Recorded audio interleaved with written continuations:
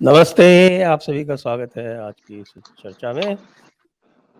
और आज हम एक बार फिर से बात करेंगे मेवात के बारे में और मेवात के इतिहास के बारे में, विशेषकर जो मेवात का इतिहास विभाजन के आसपास के दिनों में था।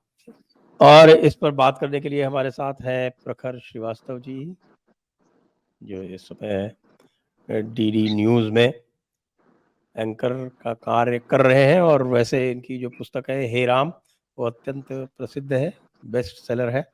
और उस हे राम में भी इस मेवात वाले वाकये का उल्लेख है। आपका स्वागत है प्रखर जी। धन्यवाद।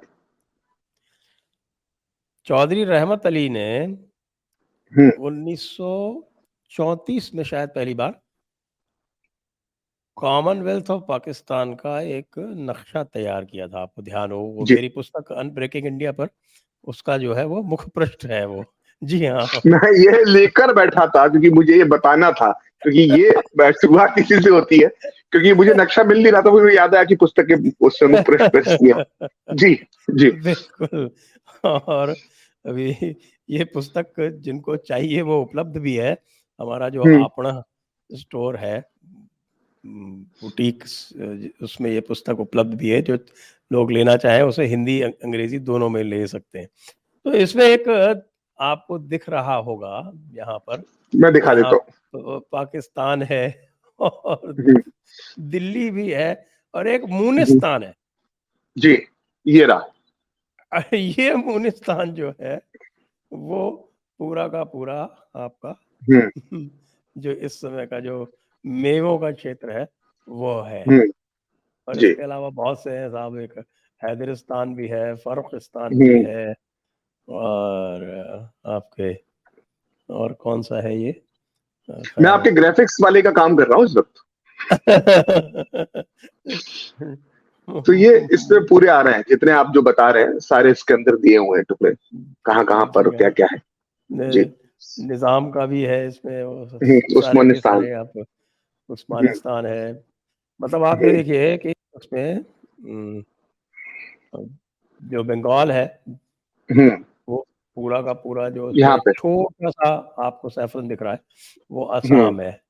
हाँ, और बस। ये जो फारूकिस्तान है साहब, ये भी बड़ा इंटरेस्टिंग है। ये जो हम्म फारूकिस्तान है वो बिहार का जो एरिया है जो आसपास किशनगंज और वो जब इलाका जो है, वाला, वो सब एरिया जो है वो जहाँ से ओवैसी साहब को फारूकिस्तान अपने विधायक निकाल आए थे। है।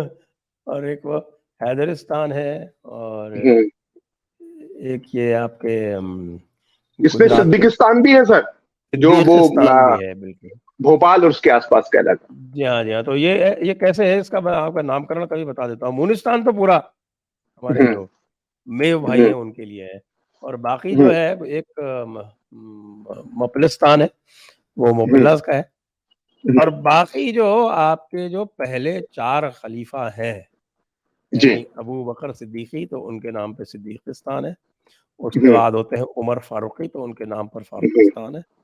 और हम्म उसके बाद होते हैं आपके उस्मान हम्म इब्न खत्ताब, तो उस्मान के नाम पर उस्मानिस्तान है। हम्म और अली अली जो है वो हैदर कहलाते हैं, उनके नाम पर हैदरिस्तान हैदरिस्तान। है। ये सारे जी। इसमें मौजूद हैं। जी, तो इस मुनिस्तान के बारे में बताएं। तो सर ये मुनिस्तान जो है, जिसको अगर हम आम उस वक्त की जो बोलचाल है, भी आपने अपनी पुस्तक में मुनिस्तान लिखा है क्योंकि आपने चौधरी रहमत अली का जो नक्शा था उसको आपने अपनी पुस्तक का कवर बनाया, लेकिन वो आम बोलचाल में उस वक्त तक जब 1947 आने वाला था तो उसको मेयूस्तान बोला जाता था, मेगिस्तान या मेयूस्तान। असल में हुआ ये था कि अ, अलवर और भरतपुर जो स्टेट थे राजस्थान के, उसके अंदर मेव आबादी बहुत ज्यादा रहती थी। और मेव आबादी के बारे में क्या कहा जाएगा, क्या होते थे, वो मैं आपको जब हम आगे बात करेंगे तब हम गांधी जी के शब्दों में उससे समझने की कोशिश करेंगे कि वो किस तरह की जाति थी मेव मुसलमानों की। तो जो मेव मुसलमान थे उनको, उनका एक संघर्ष लगातार जो है वो प्रिंसली स्टेट में चलता रहता था। और वो इसलिए नहीं चलता था कि वो किसी जो प्रिंसली स्टेट की जो नीतियां थी उनके खिलाफ थी, बल्कि जो आपराधिक घटनाओं को जब वो रोकने के लिए प्रिंसली स्टेट की जो पुलिस होती थी, अलवर प्रिंसली स्टेट की या भरतपुर प्रिंसली स्टेट की, जब वो उनके खिलाफ कोई एक्शन लेते थे तो उस बीच में संघर्ष होता था।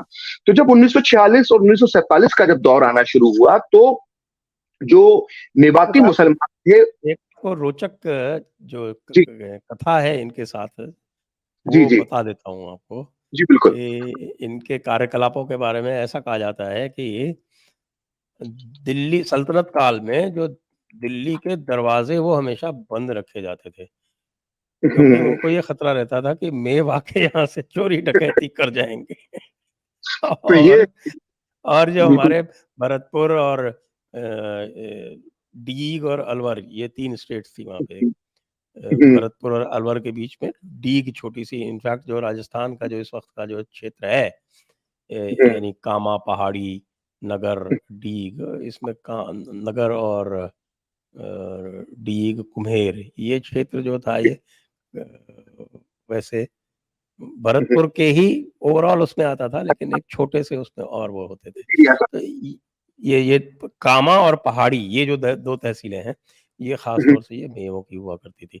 तो उस समय हाँ, ये कहा जाता था कि भरतपुर और अलवर के जो राजा हैं, हाँ, उनको जब तंग करना होता है तो वो मेवों को भेज देते हैं, और मेव जो है वो जाके लूटपाट करके दिल्ली से आ जाते हैं, तो बड़ा हमेशा उनको तक काम करते रहे। जी हाँ, तो ये ये ये एक किंवदंती कह लीजिए, ये प्रचलित है। अच्छा, तो जो हम बात कर रहे थे, तो जो मेवों का जो इतिहास था, और जो अभी आपने भी और में थोड़ा बता दिया कि किस तरह की प्रजाति थी और किस तरह के मेवाती मुसलमान थे। तो अ, भरतपुर और अलवर के अंदर जब आजादी करीब करीब आना शुरू हो गई थी, तो इन लोगों ने एक संगठन जो इनका जो बना हुआ था, जिस तरह से उत्पात मचा रहे थे, इसको मुस्लिम लीग का साथ मिल चुका था। मुस्लिम लीग के साथ डायरेक्ट कनेक्शन थे इनके, और मुस्लिम लीग इनको हथियार, गोला बारूद और इस तरह का इस्तेमाल करके एक अलग मेविस्तान बनाना चाहती थी, जिसको मेविस्तान कह सकते हैं, मुनिस्तान जो आप चौधरी रहमत अली की भाषा में कह सकते हैं।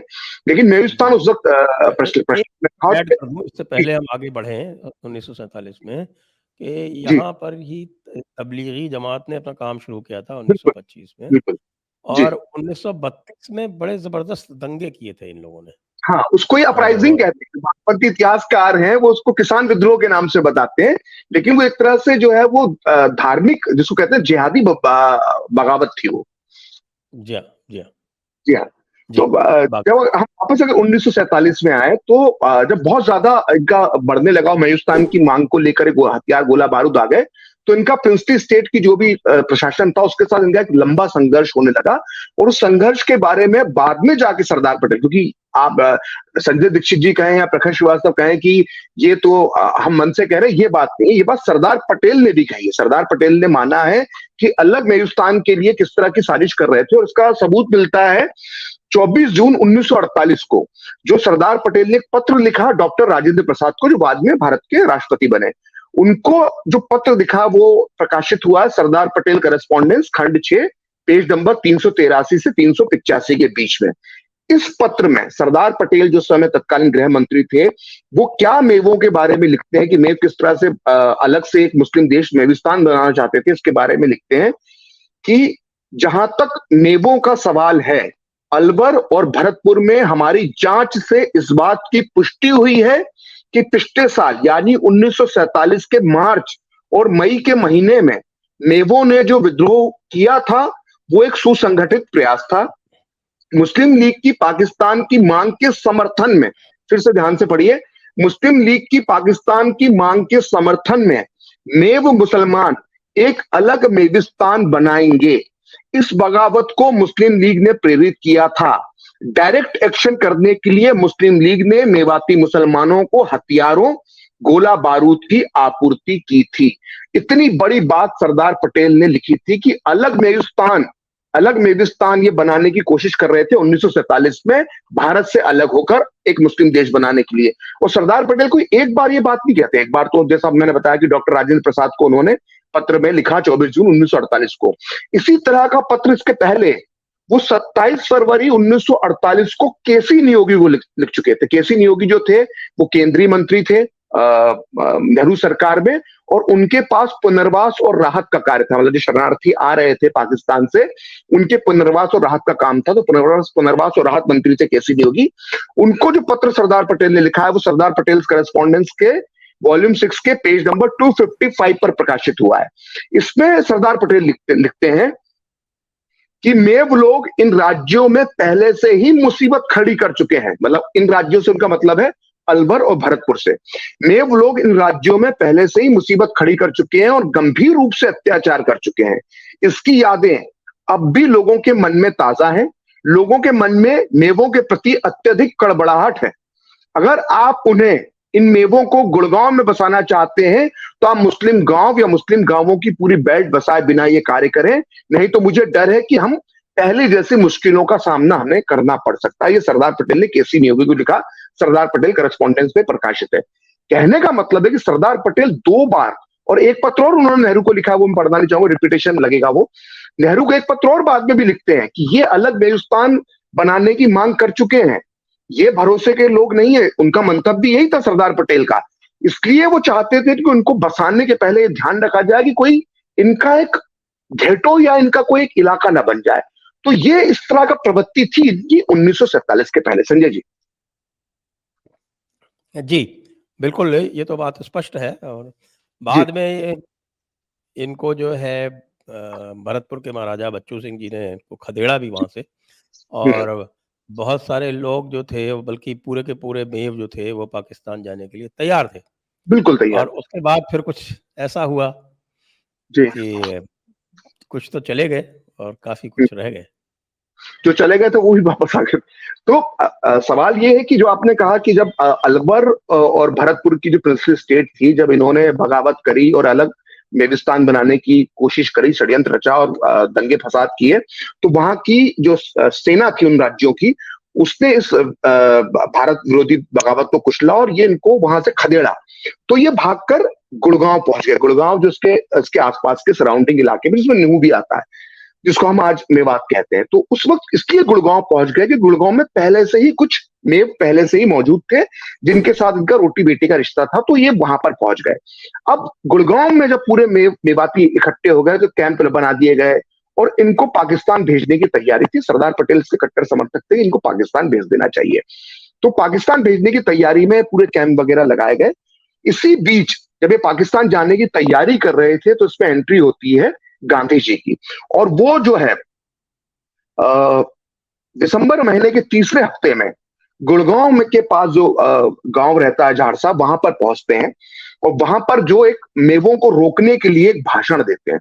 तो भाषण बहुत महत्वपूर्ण है क्योंकि वो भाषण बताता है कि गांधी भी मेवों के मेवाती मुसलमानों के बारे में क्या जानते थे और कैसे उन्होंने रोका है। 2 चीजें इससे स्पष्ट होती हैं।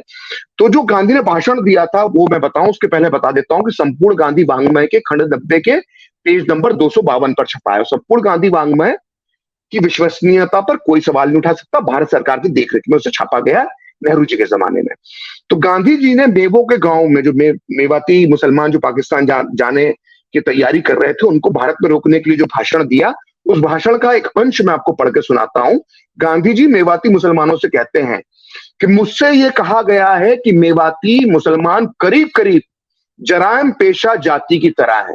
अब हम दर्शकों को बता देते हैं कि जरायम पेशा जाति क्या होती है। जरायम पेशा जाति मतलब वो जो अपराध करके अपनी आजीविका चलाती है। तो गांधी कहते हैं कि मुझसे यह कहा गया है कि मेवाती मुसलमान करीब करीब जरायम पेशा जाति की तरह है। अगर ये बात सही है तो आप लोगों को अपने आप को सुधारने की कोशिश करना चाहिए। मुझे उम्मीद है कि आप मेरी सलाह पर नाराज नहीं होंगे। गांधी थोड़ा डरते हैं कि मुझे उम्मीद है कि आप मेरी सलाह पर नाराज नहीं होंगे। केंद्र सरकार से मैं ये कहूंगा कि अगर मेवाती मुसलमानों पर यह आरोप अपराधी होने के सही हैं, तो भी इस दलील के आधार पर उन्हें निकालकर पाकिस्तान नहीं भेजा जा सकता है। मेवाती मुसलमान भारत की प्रजा है, इसलिए सरकार का यह कर्तव्य है कि वो मेव मुसलमानों को शिक्षा की सुविधा देकर उन्हें बसाने के लिए बस्तियां बनाकर अपने आप को सुधारने की मदद करें। तो गांधी ने माना और ये उनके मुंह पर कहा कि अब जरायम पेशा जाति हो, लेकिन फिर भी आपको पाकिस्तान, फिर वो केंद्र सरकार नेहरू सरकार से कहते हैं कि फिर भी इनको पाकिस्तान नहीं भेजना चाहिए, इनको यहाँ बस्तियां बसाकर, मतलब गुड़गांव और उसके इलाके के आसपास बस्तियां बसाकर इन्हें शिक्षा वगैरह देकर इन्हें सुसभ्य नागरिक बनाने की कोशिश करना चाहिए। गांधी का विचार था। और उसी शाम को जब वो गुड़गांव से वापस दिल्ली आते हैं और दिल्ली में बिड़ला भवन में जो शाम को जो प्रार्थना सभा करते हैं, उस प्रार्थना सभा में जो कहते हैं वो संपूर्ण गांधी वांग्मय के खंड 90 के पेज नंबर 254 पर दर्ज है। उस दिन उन्होंने उस शाम को अपनी उस सुबह की जो विजिट थी गुड़गांव की, उसको दोहराते हुए कहा कि ऐसा कहने से तो काम नहीं चलेगा कि मेव मुसलमान गुनाह करने वाली कौम है। गुनाह करने वाला कौन है और कौन नहीं, ये कौन जानता है? क्या जो गुनाह करते हैं, क्या उनको आप भारत से बाहर निकाल देंगे, यहां से निकाल देंगे या मार डालेंगे? तुम तो यहां से चले जाओ, ये कहने से काम नहीं हो सकता। इनको यानी मेवाती मुसलमानों को तो सुधारना चाहिए, उन्हें अच्छी शिक्षा देना चाहिए, जो शराफत का रास्ता है वो इन मेवाती मुसलमानों को बताना चाहिए। तो गांधी जो थे वो इस तरह के विचार रखते थे, और गांधी के इस दबाव की वजह से जो मेवाती मुसलमान थे वो पाकिस्तान नहीं गए और भारत में रह गए। और गांधी का ये मानना था कि ये जराइम पेशा हो सकते हैं, लेकिन इन्हें शिक्षित किया जाए, इन्हें बस्तियां बसाई जाए तो ये सुधर जाएंगे। अब गांधी जी ने जो कहा था 75 साल में सरकारों ने उतनी कितनी कोशिश करी, इनके लिए क्या सुविधाएं दी, वो मुंह में जाके देख सकते हैं। स्कूल भी है, कॉलेज भी है, उसके बाद भी ये लोग कितना सुधर गए, और सुधरने के बाद किस तरह का पथराव होता है, ये सब हमने देखा है। इस पर अब क्या बोला जाए, तो तस्वीरें गवाही देती है कि गांधी जी ने इनको रोककर जो सरकार, नेहरू सरकार से जो गुजारिश की थी, उसका अंजाम क्या हुआ, वो तस्वीरें बता रही है पिछले 3-4 दिन से जो आ रही है। इसमें कुछ बताने के लिए जैसा कुछ उसका परिणाम सभी भुगत रहे हैं, उस क्षेत्र के लोग भुगत रहे हैं। जी। और जो यहाँ से चले गए थे उनको भी वापस लाने के प्रयास हुए। बिल्कुल।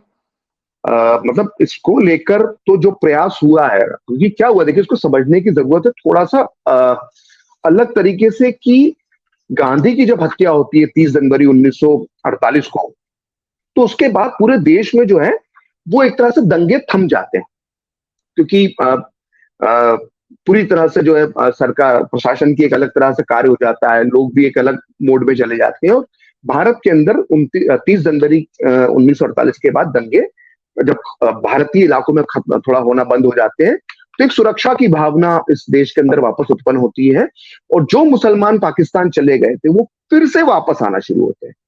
मतलब ये सौभाग्य जो है वो यहाँ के, अब कह ले, अब तो खैर दुर्भाग्य कहलाता, जो शरणार्थी भारत आ गए थे वो पाकिस्तान कभी भी वापस नहीं जा सकते थे, लेकिन भारत से पाकिस्तान गए मुसलमानों को ये विशेष सुविधा हासिल थी इस देश में उस वक्त की सरकार के द्वारा, कि वो वापस भारत आकर अपनी संपत्तियों पर बच सकते थे। तो 30 जनवरी के बाद जब स्थितियां सुधर जाती हैं, तो बड़ी तादाद में जो है वो पाकिस्तान गए मुसलमान वापस आना शुरू होते हैं, और उनमें मेवाती मुसलमान भी शामिल होते हैं। और तब सरकार के सामने ये मुद्दा आता है उस वक्त कि मेवाती मुसलमानों को कहां बसाया जाए, गुड़गांव बसाया जाए या वापस उनको भरत और अलीपुर अलवर की रियासतों में बसाया जाए। इसको लेकर एक लंबी चर्चा होती है। उस चर्चा में शामिल जो लोग हैं, उसमें पंडित जवाहरलाल नेहरू जो देश के प्रधानमंत्री थे, उसमें सरदार पटेल शामिल हैं जो देश के उप प्रधानमंत्री और गृह मंत्री थे। इस चर्चा में डॉक्टर राजेंद्र प्रसाद शामिल हैं जो बाद में राष्ट्रपति बने। आचार्य विनोबा भावे मेवों को बसाने की कोशिश में लगे हुए थे, जो बड़े गांधीवादी नेता थे, जिन्होंने इमरजेंसी को अनुशासन का पर्व कहा था।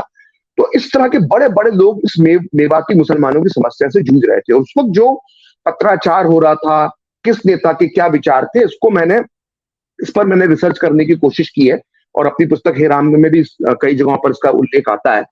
तो यहां तक इन मेवाती मुसलमानों को लेकर इस कदर विवाद सरकार के अंदर हो गया था कि सरदार पटेल ने मेवाती मुसलमानों को बसाने के विरोध में अपने इस्तीफे की धमकी तक दी थी। और वो क्या था पूरा माजरा, क्योंकि हम ऐसे बात करेंगे तो उसका कोई ओर छोड़ नहीं रहेगा, तो थोड़ा संदर्भों, तथ्यों, तर्कों और सबूतों के साथ हम चर्चा करें। तो जब मेवाती मुसलमानों को लेकर भारत में आ रहे थे, तो पहला जो सरदार पटेल अपना रुख स्पष्ट करते हैं, वो 15 अप्रैल 1948 को स्पष्ट करते हैं। वो प्रधानमंत्री नेहरू को एक पत्र लिखते हैं, जो पत्र प्रकाशित हुआ सरदार पटेल करेस्पॉन्डेंस के वॉल्यूम 6 में, पेज नंबर 222 पर। इस पत्र में मेवों के बारे में सरदार पटेल क्या लिखते हैं वो हमें समझना बहुत जरूरी, क्योंकि उसके बिना हम समझ नहीं पाएंगे। वो पत्र में लिखते हैं कि प्रिय जवाहरलाल, पाकिस्तान से आने वाले मेव मुसलमान और बाकी मुसलमानों की वापसी पर मैं बहुत चिंतित हूं। मुझे भारी तादाद में इनके वापस आने से होने वाली कठिनाइयों की आशंका है। वर्तमान में बापू की मृत्यु के कारण लोगों की भावनाएं शांत हो गई हैं, लेकिन यदि इन लोगों को वापस प्रवेश करवाया गया तो उसकी वजह से आग लग सकती है और हम उस आग पर काबू नहीं पा पाएंगे। तो उन्होंने सीधे सीधे कहा कि अगर इन मेव मुसलमानों को फिर से अगर आते हो, फिर से हम इन्हें बसाते हैं, तो ऐसी आग लगेगी जो देश अभी शांत है कि हम इस आग को बुझा नहीं पाएंगे। सीधे सीधे अपने प्रधानमंत्री नेहरू को वो पत्र लिखकर बता देते हैं। लेकिन इसके बाद भी स्थितियां सुधरती नहीं है। अब इसमें चीजें क्या होती हैं कि इस काल को हमें थोड़ा सा अध्ययन करना पड़ेगा संजय जी, कि जब गांधी की हत्या होती है, तो उस हत्या के बाद जो सरदार पटेल पर आरोप लगाए जाते हैं कि गांधी को बचाने में वो नाकाम हो गए, इसका जिक्र मैंने अपनी पूरी पुस्तक में विस्तार से किया है। तो इस आरोपों से आहत होकर सरदार पटेल इतने आहत हो जाते हैं कि उन्हें हार्ट अटैक पड़ता है, दिल का दौरा पड़ता है, और वो देहरादून चले जाते हैं स्वास्थ्य लाभ के लिए। देहरादून और मसूरी के बीच में वो रहते हैं। तो ये जून महीने की बात है, जून 1948 की। जब वो देहरादून और मसूरी में थे, तो दिल्ली में उनकी गैर मौजूदगी का फायदा उठाकर नेहरू ने कांग्रेस कार्य समिति में प्रस्ताव लाने की कोशिश की, क्योंकि कांग्रेस कार्य समिति जो प्रस्ताव लाती थी, करीब करीब सरकार उसको मानती थी, क्योंकि सरकार भी कांग्रेस की थी और कार्य समिति उसका एक बड़ा वो था। तो नेहरू ने एक षड्यंत्र रचा कि कैसे भी मैं मुसलमानों को कहीं ना कहीं भारत में फिर से बसा दिया जाए। तो इसको लेकर प्रस्ताव लाने की तैयारी हुई। लेकिन डॉक्टर राजेंद्र प्रसाद जो कार्य समिति के सदस्य थे, वो इसके विरोधी थे। तो इसकी सूचना उन्होंने जो है वो 22 जून 1948 के आसपास सरदार पटेल को एक पत्र लिखकर देहरादून में उन तक पहुंचा दी कि इस तरह का प्रयास में मुसलमानों को वापस से भारत में बसाने का हो रहा है।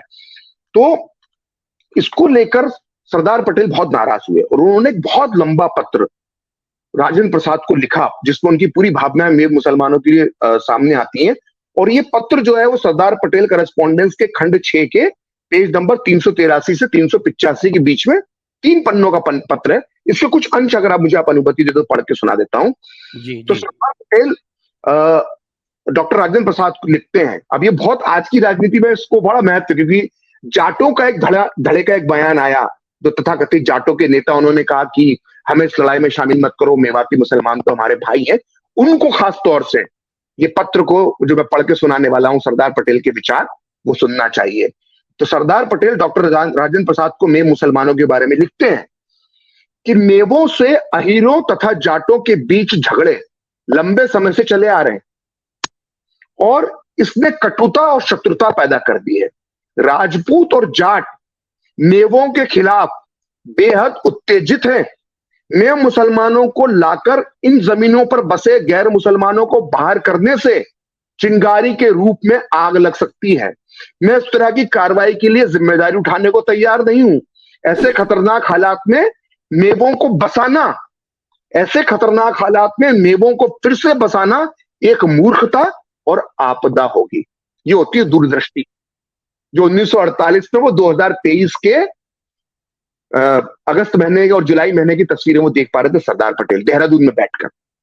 फिर वो आगे जो लिखते हैं, वो लिखते हैं, शेख अब्दुल्ला भी जो कश्मीर के थे वो भी समर्थक थे इनके, और मौलाना आजाद तो थे ही। तो वो लिखते हैं कि अगर शेख अब्दुल्ला मेवों को सत्याग्रह शुरू करने की सलाह दे रहे हैं और मौलाना आजाद ये कहना चाहते हैं कि मेव मुसलमानों को स्थानीय कड़वड़ाहट और विरोध के बावजूद बसाया जाए, तो इसकी जिम्मेदारी वो दोनों खुद उठाएं, वो इसके लिए आजाद है। मुझे गांधी जी ने कभी नहीं कहा, और मुझे इस वादे की भी जानकारी नहीं है गांधी जी के कि उन्होंने मेवों को बसाने का कोई वादा मुझसे किया था।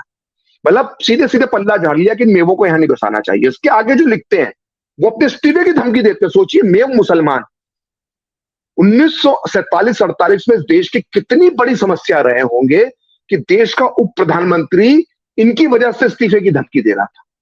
तो सरदार पटेल लिखते हैं आगे इस पत्र में कि मेवों को बसाने का मामला कांग्रेस कार्य समिति के सामने क्यों आया, मैं इसका विरोध करता हूं।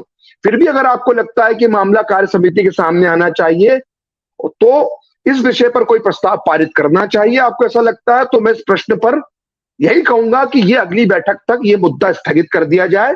मेरे विचार से हिंदू शरणार्थियों के पुनर्वास के प्रश्न को प्राथमिकता दी जाना चाहिए, लेकिन अगर मौजूदा नीति को उलटने का कोई निर्णय लिया जाता है तो मुझे डर है कि मेरे पास इस्तीफा देने के अलावा कोई विकल्प नहीं होगा। तो सरदार पटेल इन मेव मुसलमानों को वापस भारत में बसाने के इतने विरोधी थे कि उन्होंने इस्तीफे की धमकी भी दे दी थी। लेकिन स्थितियां ऐसी बनती गई, धर्मनिरपेक्षता और तथाकथित जो धर्मनिरपेक्षता है और तुष्टिकरण है, कि ये नेहरू कहीं ना कहीं इन मेव मुसलमानों को गुड़गांव और अन्य इलाकों में बसाने में कामयाब हो गए। जी संजय जी। जी हाँ, और वैसे तो मेरे विचार से दिल्ली तक में इनको बसाने की योजना थी। हाँ बिल्कुल, क्योंकि ये बहुत समझना जरूरी है कि दिल्ली में दो तीन तरह के शरणार्थी हो गए थे। पहले शरणार्थी तो वो थे जो पाकिस्तान से, जिनको हिंदू और सिख आए थे, तो वो दिल्ली में रह रहे थे। दिल्ली में कुछ दंगा हुआ था, तो दंगों से प्रभावित जो मुसलमान थे उस वक्त की दिल्ली के, वो पुराना किला कैंप में रह रहे थे। और जो अलीगढ़, अलवर और भरतपुर से जो मेव भागे थे, वो दिल्ली के अंदर घुस गए थे। और दिल्ली में घुसकर देखिए इनका मतलब, ये जो उत्पात करने की इनकी जो प्रवृत्ति इनके डीएनए के अंदर है, कि भरतपुर और अलवर में तो इनने दंगे फसाद किए ही किए, उसके बाद ये दिल्ली में आके भी हंगामा करते थे। और दिल्ली में आके इतना हंगामा करते थे कि इसको देखकर डॉक्टर राजेंद्र प्रसाद तक चिंतित हो गए। और डॉक्टर राजेंद्र प्रसाद को लगा कि यार, नेहरू से अगर मैं कहूंगा, इनकी बारे में कहूंगा, तो नेहरू तो धर्मनिरपेक्ष हैं और लोकतंत्र के लंबरदार है, धर्मनिरपेक्षता के ठेकेदार है, तो वो तो मेरी बात सुनेंगे नहीं। तो उन्होंने सरदार पटेल को 5 सितंबर 1944 को एक पत्र लिखा। अब इस पत्र में नेव मुसलमान दिल्ली में क्या कर रहे थे साबित हो जाता है, क्योंकि डॉक्टर राजेंद्र प्रसाद झूठ लिखेंगे, झूठ बोलेंगे, ये तो संभव नहीं है। तो डॉक्टर राजेंद्र प्रसाद लिखते हैं कि पिछली रात 500 मेवाती मुसलमानों की भीड़ करोल बाग आई और उन्होंने गलियों में हंगामा शुरू कर दिया। इसके बाद सेना की टुकड़ी पहुंची, वो तितर बितर हो गए। स्थिति अत्यधिक विस्फोटक है। इस क्षेत्र के गैर मुस्लिम वर्ग यानी हिंदू और सिखों को अपने ऊपर हमले की आशंका है। मुझे समाचार मिला है सरदार साहब कि इन मेवों को पश्चिम पंजाब यानी पाकिस्तान का जो पंजाब है, पाकिस्तान भेजने का प्रस्ताव है। जितनी जल्दी हो जाए उतना अच्छा बेहतर होगा कि इन्हें पाकिस्तान भेज दिया जाए। ये राजेंद्र प्रसाद लिख रहे हैं। लेकिन जब तक ऐसा नहीं होता, इन्हें जामा मस्जिद या हिंदू इलाकों से अलग स्थानों पर रखा जाए। यदि शहर में गड़बड़ी हो जाती है तो स्थिति में काबू पाना कठिन हो जाएगा। तो डॉक्टर राजेंद्र प्रसाद कह रहे हैं कि जितनी जल्दी हो जाए सरदार पटेल साहब, इनको पाकिस्तान भेज दो, मुसीबत है दिल्ली पर। तो सरदार पटेल इसके अगले ही दिन पत्र लिखते हैं डॉक्टर राजेंद्र प्रसाद को। मैं बता दूं कि ये पत्र जो है वो selected correspondence of Sardar Patel के वॉल्यूम 4 के पेज नंबर 337 और 338 में प्रकाशित हुए हैं। तो जिसको भी शक है वो जाके देख ले। आजकल लोग बड़े सवाल उठाते हैं कि फैक्ट चेक करो, तो फैक्ट चेक करने के बाद ही बता रहा हूं मैं। तो जो अब सरदार पटेल में मुसलमानों के लिए लिखते हैं, उससे मालूम पड़ता है कि कैसे दिल्ली से इनको सरदार पटेल जो है पाकिस्तान भेजना चाहते थे, ये भी साबित हो जाता है। तो सरदार पटेल लिखते हैं कि मुझे मेव शरणार्थियों के 3 कैंपों से शहर की कानून व्यवस्था, स्वास्थ्य और सफाई के प्रति गंभीर खतरे का एहसास हुआ है। हम कोशिश कर रहे हैं कि सेना के ट्रकों द्वारा इन मेव मुसलमानों को पाकिस्तान भेज दिया जाए। जामा मस्जिद मेव शरणार्थियों से भरी पड़ी है और वहां की स्थिति असंतोषजनक है। ऐसी गंदी, देखिए अब शब्द सुनिए, ऐसी गंदी स्थितियों के कारण शहर में वास्तव में लोगों के स्वास्थ्य को खतरा है।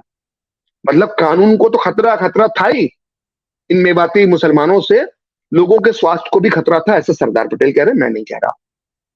ऐसी गंदी स्थितियों के कारण शहर में वास्तव में लोगों के स्वास्थ्य को खतरा है और यहां इन लोगों को लाने का मतलब मैं मुसलमानों के लाने का अर्थ है खतरे को बढ़ावा देना। Selected correspondent of Sardar Patel volume 4 page number 338। तो ये स्थिति थी इनकी कि दिल्ली में आ गए थे और दिल्ली में इतनी बड़ी समस्या बन गए थे कि सरदार पटेल इनको पाकिस्तान भेजने का पूरा प्लान बना चुके थे, सेना के ट्रक पे लगा चुके थे। अब मैं आगे बताता हूं कि दिल्ली में जब सरदार पटेल ये प्लान बना रहे थे तो नेहरू के दिमाग में क्या चलता था, क्योंकि सत्ता तो नेहरू के हाथ में थी। नेहरू इन मेव मुसलमानों को देश की राजधानी दिल्ली के दिल में बसाना चाहते थे। आप कल्पना कीजिए कि लोग अभी इस बात की चिंता कर रहे हैं कि दिल्ली से नूह, ये मेवात का इलाका इतना करीब है और उस जगह पर एक तथाकथित मिनी पाकिस्तान बना हुआ है। इस तरह के पथराव हो रहे हैं। राष्ट्रीय राजधानी और राष्ट्रीय सुरक्षा के लिए खतरा उत्पन्न हो सकता है ये कभी भी।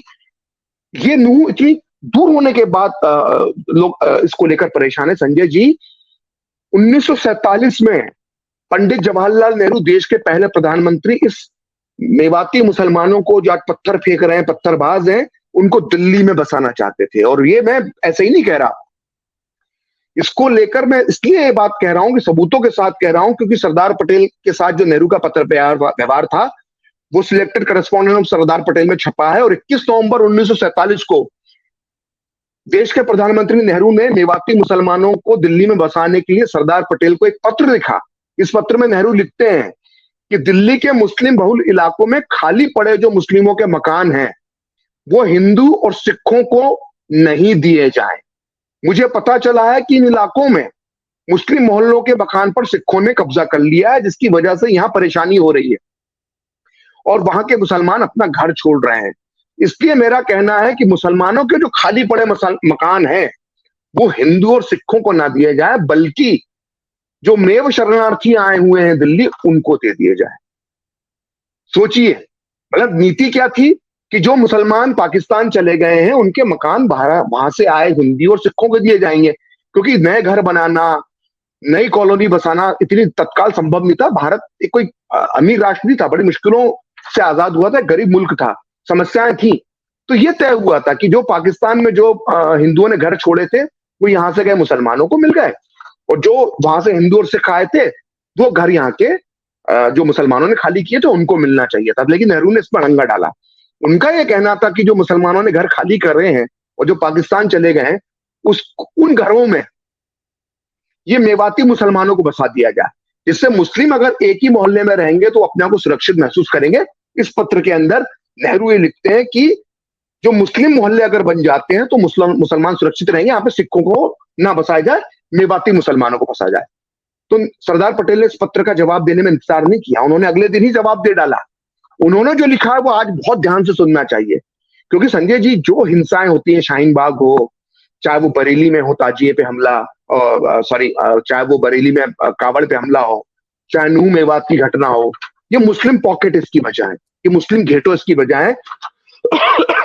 तो इस पत्र के जवाब में जो नेहरू ने कहा कि मुस्लिम मोहल्ले बसा दिए जाए, मेवों को बसा दिया जाए दिल्ली में, उसे लेकर सरदार पटेल ने 22 नवंबर 1947 को नेहरू को लिखा कि मैं वास्तव में महसूस करता हूं कि दिल्ली में मुस्लिम पॉकेट यानी मुस्लिम क्षेत्र बनाना हमारी नीतियों के खिलाफ है। दिल्ली में मुस्लिम क्षेत्र बनाने से हालात नहीं सुधरेंगे, बल्कि टकराव और भी ज्यादा बढ़ जाएगा। ऐसे मामलों का समाधान यही है कि अराजक तत्वों को यहां से हटाकर पर्याप्त सुरक्षा की व्यवस्था की जाए। ऐसा होने पर इन इलाकों में मिली जुली यानी हिंदू मुस्लिम आबादी बढ़ेगी। हमें इस बात को नकारना होगा कि मुस्लिम केवल मुस्लिम इलाके में ही सुरक्षित महसूस करते हैं। इसलिए मेरा सुझाव है कि किसी भी स्थिति में बाहर से आए मुस्लिमों यानी मेवाती मुसलमानों को दिल्ली के मुस्लिम मोहल्ले में ना बसाया जाए। तो ये तैयारी नेहरू की थी, और जैसे तैसे इस षड्यंत्र को सरदार पटेल ने अपनी दूरदृष्टि से रोक दिया और मेवाती मुसलमान जो है वो दिल्ली में नहीं बस पाए। जी संजय जी। जी हाँ, बिल्कुल। बहुत ही जो हम कैसे एक तुलना हो सकती है कि दूरदृष्टि क्या होती है और अदूरदृष्टि क्या होती है।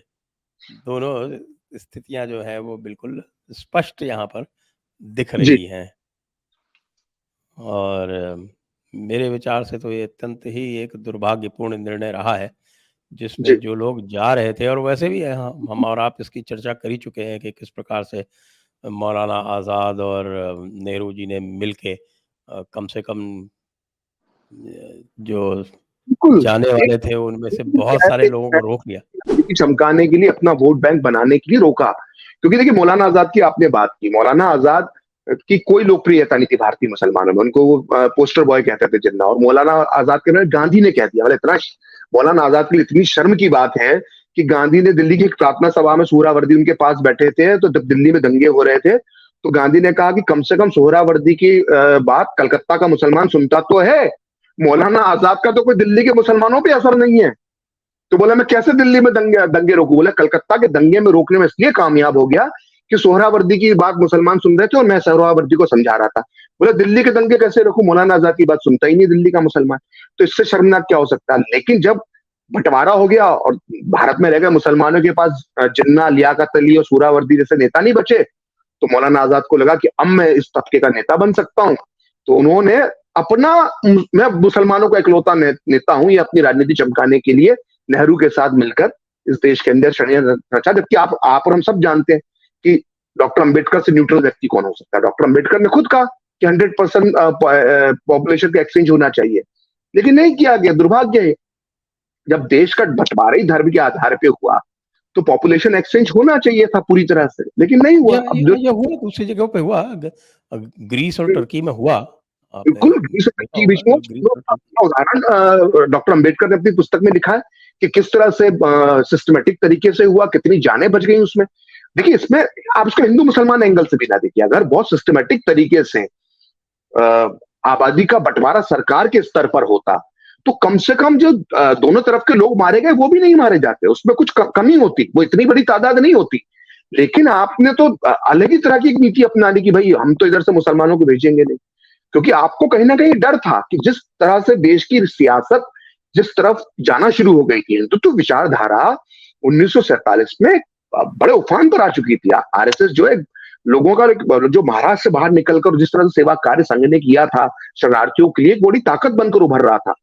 तो और सरदार पटेल खुद हिंदूवादी विचारों के जो नेता थे उनको आगे बढ़ा रहे थे, और इस तरह से एक हिंदूवादी विचारधारा देश के अंदर बन गई थी, क्योंकि जो जिन्ना और जो मुसलमानों द्वारा जो कत्लेआम किया गया था उससे हिंदू मानस एक तैयार होना शुरू हो गया था। इसी से घबराकर कि भविष्य में नेहरू की जो राजनीति है वो पीछे ना चले जाए, इसलिए मुस्लिम तुष्टीकरण का एक चेहरा नकाब ओढ़कर और धर्मनिरपेक्षता का नकाब ओढ़कर भारत में मुसलमानों को रोका गया, जबकि होना यह चाहिए था कि पॉपुलेशन का एक्सचेंज होना चाहिए। इसमें एक और जो मौलाना आज़ाद के जो किस्से हैं उसमें ये भी है कि मौलाना आज़ाद ने मुस्लिम लीग के जितने भी यहाँ पीछे छूट गए थे उनको सबको कांग्रेस में शामिल करवाया। वो जो और जी, वो 27 और 28 दिसंबर को जो लखनऊ कॉन्फ्रेंस हुई थी, वो कॉन्फ्रेंस क्या थी? उस लखनऊ कॉन्फ्रेंस में पूरे देश भर के मुसलमान इकट्ठा हुए, पूरे लखनऊ को सजाया गया, और गांधी की इच्छा से हुई थी वो 26 और 27 अगस्त दिसंबर 1947 की लखनऊ कॉन्फ्रेंस। पूरे देश भर के मुसलमान इकट्ठे हुए और उसमें उन्होंने हैरत की बात है संजय जी, उसको लेकर बड़ा ही बवाल हुआ था उस दौर में, और उसमें उस समय पाकिस्तान ने हमला कर रखा था कश्मीर में, और मौलाना आजाद, सैयद महमूद जिन्होंने माफी मांगी थी अंग्रेजों से 1942 के आंदोलन के बाद, ये सब लोगों ने कोई कश्मीर पर चर्चा नहीं की, पाकिस्तान की बुराई नहीं की, पाकिस्तान के खिलाफ बयान नहीं दिया। और द स्टेट्समैन जो उस समय एक बड़ा अखबार हुआ करता था, उसने अपनी रिपोर्ट में लिखा कि ये आजाद भारत में भी जो मुसलमान रह गए हैं, इन्होंने जो लखनऊ कॉन्फ्रेंस की है उसमें ऐसी भाषा का इस्तेमाल किया है कि ना जाने ये और कितने पाकिस्तान बनाना चाहते हैं। और इसी वजह से सरदार पटेल इतने नाराज हो गए थे संजय जी कि वो जब 3 जनवरी को सॉरी माफ कीजिएगा 6 जनवरी 1948 को लखनऊ पहुंचे, तो उन्होंने जो लखनऊ में भाषण दिया था वो ऐतिहासिक भाषण था। वो आप भी जानते हैं, उन्होंने कहा कि यही लखनऊ शहर है, यही लखनऊ के मुसलमान हैं जिन्होंने पाकिस्तान बनाया, और मुझे दुख है कि कुछ दिन पहले जो हफ्ते भर पहले लखनऊ कॉन्फ्रेंस हुई है मुसलमानों की, उसमें एक भी शब्द पाकिस्तान के खिलाफ नहीं कहा। और इसी बात से नाराज होकर उन्होंने 3 जनवरी को कलकत्ता के मैदान में जो भाषण दिया था, बड़ा मशहूर भाषण है कि ये जो 3-4 करोड़ मुसलमान पाकिस्तान पड़े हुए हैं एक रात में कैसे बदल गए। तो ये स्थिति थी मुस्लिम नेताओं की कि एक तो पहले बना के पाकिस्तान भेज दिया, जो भारत में रह गए मुस्लिम लीग का नेतृत्व अबुल कलाम आजाद के नेतृत्व में कांग्रेस के अंदर शामिल हो गया। वो तो हमारे राही मासूम रजारा भी अपनी पुस्तक में लिख के गए, क्या नाम है सर वो, टोपी शुक्ला, उनकी बड़ी मशहूर एक पुस्तक है, उसके अंदर उन्होंने लिखा है कि जो पहले मुस्लिम लीग उपाध्यक्ष मुस्लिम लीग होता था वो है उपाध्यक्ष कांग्रेस हो गया था। तो पूरा मुस्लिम लीग जो है इन लोगों ने कांग्रेस के अंदर भर लिया, और अभी भी है। कोई समाजवाद किसी का पोता समाजवादी पार्टी में है, किसी का पोता जो है कांग्रेस के अंदर है। कई लोग जानो, एक तो ऐसे में अचानक नाम भूल रहा हूँ, राजा महमूदाबाद के पोते हैं वो। तो राजा महमूदाबाद तो आप जानती होंगे, वो तो मुस्लिम लीग के प्रमुख प्रणेता थे जी।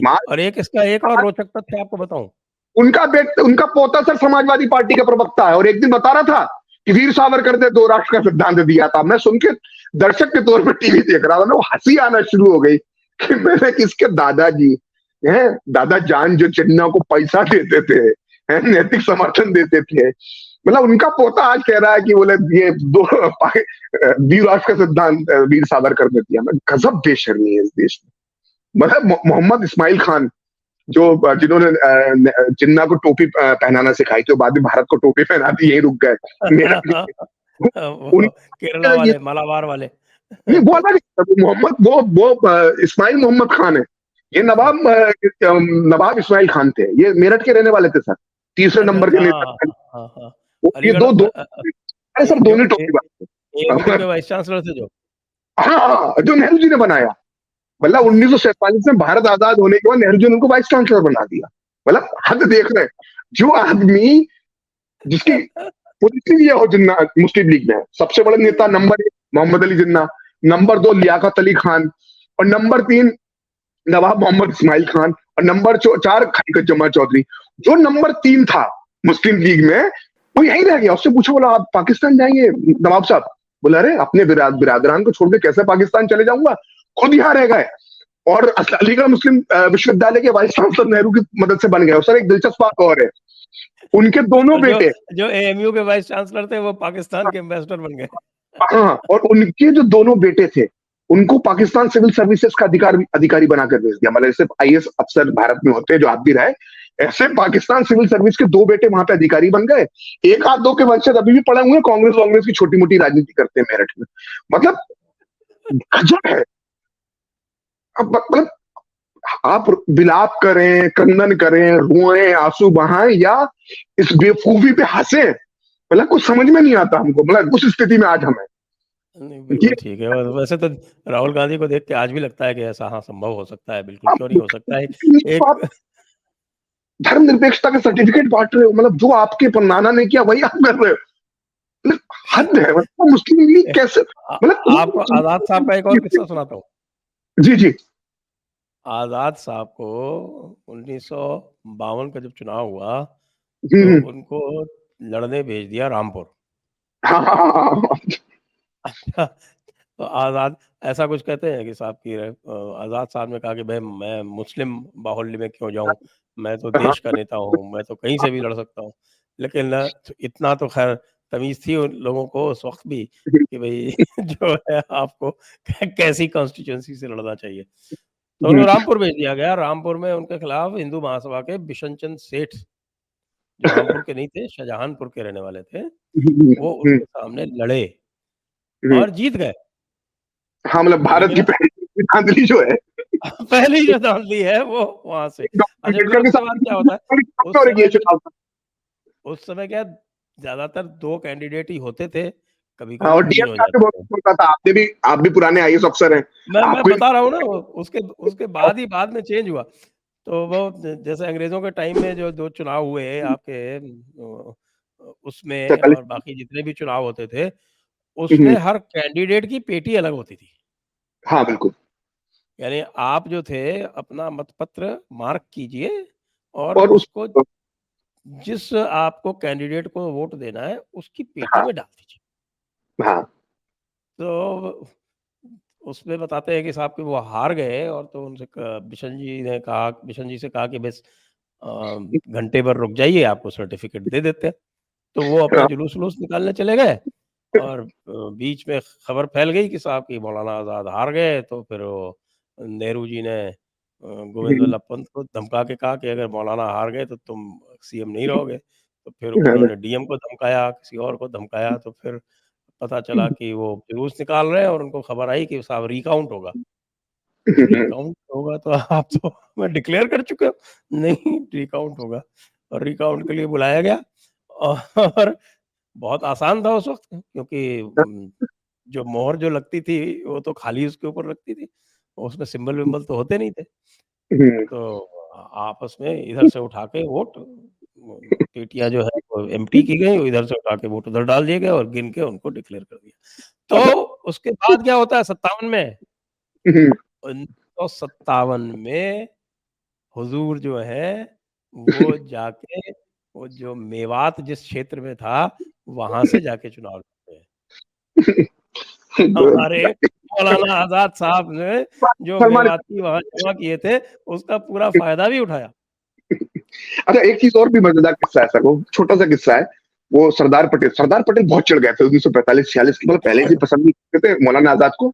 जब 45-46 के चुनाव में मुसलमानों का एक वोट कांग्रेस को नहीं मिला, मतलब नकार दिया एक तरह से कांग्रेस को मुसलमानों ने, और सब जिन्ना मुस्लिम लीग को वोट दे दिए, तो और चिढ़ गए सरदार पटेल। बोले यार इस आदमी को हमने इतने साल से अध्यक्ष बना के रखा हुआ है, ये मुसलमानों की वोट नहीं ले पाया। तो एनबी गाडगिल जो थे, जो पीडब्ल्यूडी मंत्री थे भारत सरकार में, नेहरू की सरकार में, उन्होंने पुस्तक लिखी है government form inside form government. तो उसमें वो किस्सा लिखते हैं, तो उन्होंने सरदार पटेल से मौलाना आजाद के बारे में बातचीत कर रहे थे, तो सरदार पटेल ने कहा कि हमारी पार्टी में सिर्फ एक ही राष्ट्रवादी मुसलमान है, वो है जवाहरलाल नेहरू, इसके अलावा हमारी पार्टी में कोई राष्ट्रवादी मुसलमान नहीं है। मतलब ये मौलाना आजाद भी मुसलमान नहीं है, क्योंकि इसको ये मुसलमानों की वोट नहीं ले सकता। बोले एक ही राष्ट्रवादी मुसलमान है पूरी कांग्रेस पार्टी में, जो देशभक्त मुसलमान जिसको कहते हैं ना, वो पंडित जवाहरलाल नेहरू हैं, वही असली देशभक्त मुसलमान है। बाकी सब ये एनबी गाडगिल ने लिखा है अपनी पुस्तक में, और सरदार पटेल को कोट करते हुए लिखा है। और इस तरह के तो मौलाना आजाद की स्थिति, उनकी पूरी पुस्तक आप पढ़ लीजिए, इंडिया मीन्स फ्रीडम, मतलब वो लगता है कि अपने ही बचाव में वो व्यक्ति लिख रहा है। और 36 पन्ने छोड़ गए वो कि ये अभी छप जाएगी, 10 साल बाद ये छपेगी, 36 पन्ने मत छापना, 36 पन्ने 1987 में छापना, मतलब 20 साल पहले बता गए, 20-25 साल पहले की। और जब 1987 में 36 पन्ने आते तो मालूम पड़ता कि नेहरू के लिए उल्टी सीधी बातें लिखी हुई है उसमें। मतलब जिस आदमी के एहसान पे वो पला बड़ा, जो उसके दम पे चुनाव जीतता रहा, उस आदमी को भी नहीं छोड़ा उसने अंतिम समय में। मतलब गजब, मतलब सर ये तो किस्से ऐसे ना सर, चर्चा ही होती रहेगी, ये खत्म ही नहीं हो सकती इन लोगों की। तो चलिए आज की इस चर्चा को अब हम यहीं पर विराम देते हैं, और गांधी नेहरू की जो बेवकूफ़ियाँ थी उस पर अपना सिर धुनते हैं। उसके अतिरिक्त तो और भी कुछ किया नहीं जा सकता। इस समस्या का यदि कोई निराकरण होना भी है दूरगामी, तो उसके लिए बहुत सोच समझ के एक दूरगामी रणनीति बनाने की आवश्यकता है, और वो करना पड़ेगा। इसके बिना हो नहीं पाएगा। अन्यथा ये जो समस्याएँ बढ़ रही हैं, वो बिल्कुल जैसा डॉक्टर अंबेडकर ने जो देखा था और डॉक्टर अंबेडकर ने जो कहा था, जी, उसकी बार-बार याद आती है। तो आपका बहुत-बहुत धन्यवाद प्रखर जी, दर्शकों का बहुत-बहुत धन्यवाद। जय हिंद, जय भारत, वंदे मातरम।